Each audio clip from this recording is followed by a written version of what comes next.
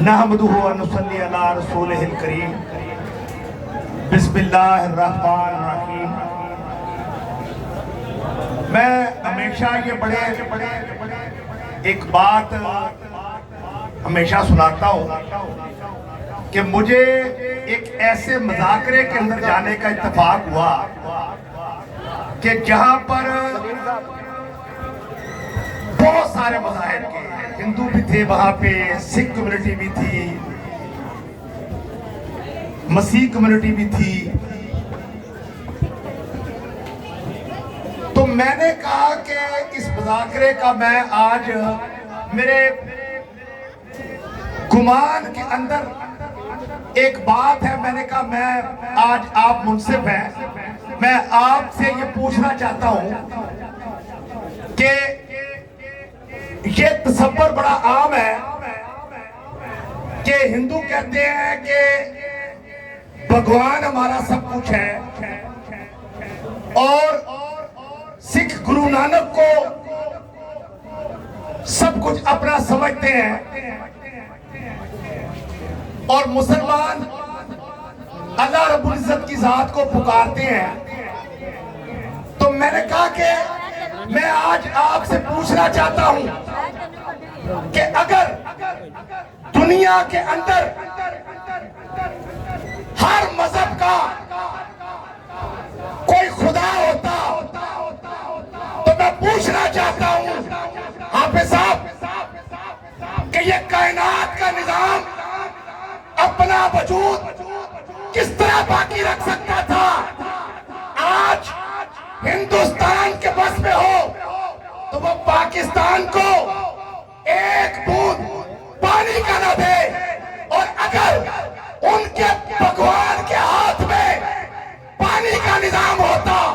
بارشوں کا نظام ہوتا، سورج اور چاند ستاروں کا نظام ہوتا، تو کیا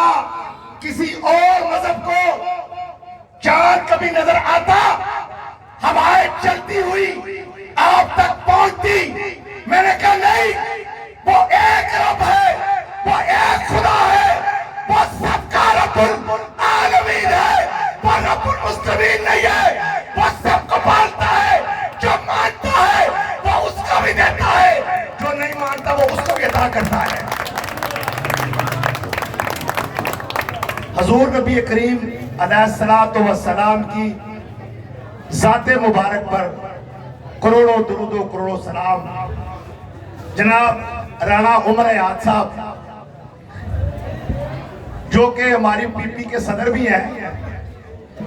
بہت شکریہ، آج انہوں نے پکارا تو ہم چلے آئے، اور میں اللہ کو گواہ بنا کر کہتا ہوں کہ خاص طور پر میں جب یہاں پر آیا ہوں مجھے ایک روحانی تسکین ملی ہے، روحانی خوشی ملی ہے، کیونکہ میں آپ کے چہروں کے اوپر جو مسکراہٹ دیکھ رہا ہوں، میں سمجھتا ہوں کہ جب میں آپ کے علاقے سے منتخب ہوا تھا تو میں نے کوئی احسان تو نہیں کیا، مگر اگر علاقے کو میری ضرورت دن کو تھی تو اسمبلی کے فلور کے اوپر میں آپ کے لیے دھوئے کو بند کرانے کی جدوجہد میں شامل رہا، اور میں سلام عقیدت پیش کرتا ہوں ان شہداء کو، ان مسجد والوں کو جو کہ شہید ہو گئے، سجدے میں جو ہے وہ جانوں کا نذرانہ پیش کر گئے۔ اور جب میرے قائد شہباز شریف صاحب کو پتا چلا تو وہ یہاں پر پہنچے، اور پھر انہوں نے میرے ہاتھ پہ پشت کے اوپر ہاتھ دیا اور انہوں نے کہا وحید گل آپ اس علاقے کے نمائندے ہیں، آپ خدمت کریں اور اللہ کو اپنے کو راضی کریں۔ اللہ پاک نے کام لیا، اور میں مسجد کمیٹی والوں کا بھی احسان مند ہوں کہ انہوں نے قدم قدم کے اوپر جو ہے وہ ہماری رہنمائی جو ہے وہ کی۔ تو میں کہنا یہ چاہتا ہوں کہ میں نے اللہ کو گواہ بنا کر کہتا ہوں کہ میں ایم پی اے ضرور تھا، میں ٹھیکیدار نہیں تھا، کیونکہ یہاں مسئلہ ہے نا بہت بڑا. مسئلہ یہ ہے کہ آپ تو ہمارے گلوں میں پہلے ہمیں منتخب کرتے ہیں اور پھر اس کے بعد جب آپ کی گلی کا پھیتا کاٹا جاتا ہے تو آپ ہمارے گلوں میں ہاتھ ڈالتے ہیں کہ جناب آپ کا بہت شکریہ کہ آپ نے ہمارے ترقیاتی کام کروا رہے ہیں. لیکن بدقسمتی سے کہنا چاہتا ہوں کہ آپ تو ہاتھ بنا رہے ہوتے ہیں اور جیب میں نوٹ جا رہے ہوتے ہیں, مگر میں نے اپنے اللہ کو یہ عہد کیا کہ یا باری تعالیٰ مجھے اگر تو کوئی منصب دے تو میں تیری مخلوق کی خدمت تیری رضا کے لیے کروں, سیاست کو کاروبار بنا کر نہ کروں.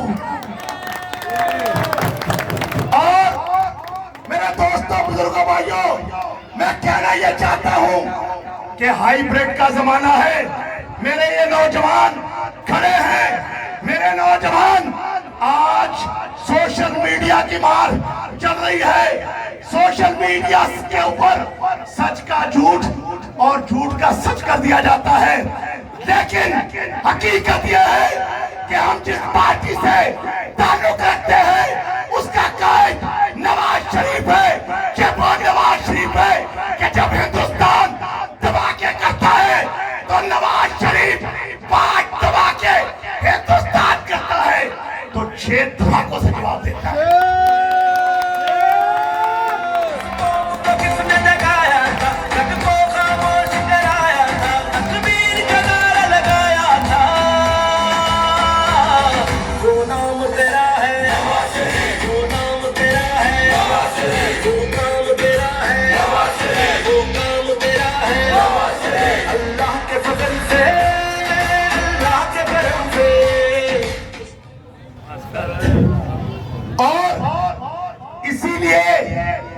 ہماری اس جماعت سے کمٹمنٹ ہے, ہم ٹکٹوں کے اس جماعت کے لیے محتاج نہیں ہے, کیونکہ ہم سمجھتے ہیں کہ نواز شریف میڈ ان پاکستان ہے. نواز شریف موٹر وے کے جال بچھا کر جو ہے بجلی کے اندھیروں کو اجالوں میں لا کر اس پاکستان کی تقدیر کو بدلنا چاہتا ہے. کہ شہباز شریف آپ کا وزیر اعظم ہے, اس کو ہلکا نہ لینا. انشاءاللہ